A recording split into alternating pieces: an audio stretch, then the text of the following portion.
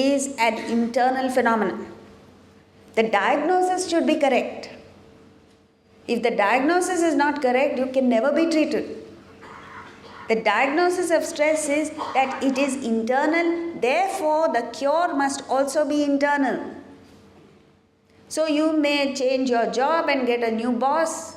You may change the city you live in. You may even eliminate your mother-in-law. But your stress levels will remain the same until you tackle your own mind. If you understand this one basic truth, you will be a much calmer person. Swami Ramatirtha, one of the most brilliant speakers on Vedanta, an enlightened soul, more than 100 years ago said, if you are not happy as you are, where you are, you will never be happy.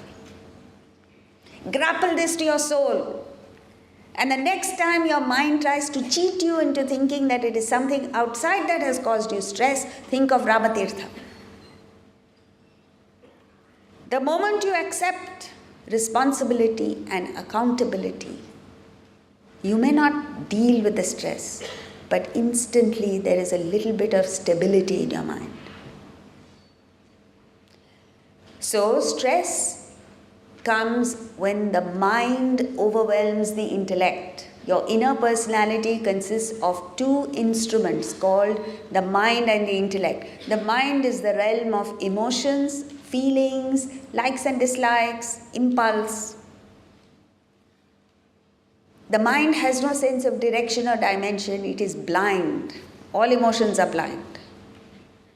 Therefore, it needs to be guided, supervised, directed by the intellect, which is the domain of reason, discrimination, judgment, discernment, decision making. As long as the mind overwhelms the intellect, you will be in stress. Stress is defined as mental turbulence caused by unfulfilled desire. As long as you have desires in your mind which are unfulfilled, you will be stressed. So, therefore, in the 3rd chapter of the Gita, Krishna uses 4 words to indicate desire. Paripanthin, Vairin, Nitya Vairin, Shatru, all of which mean enemy. And yet, what are we doing with this enemy?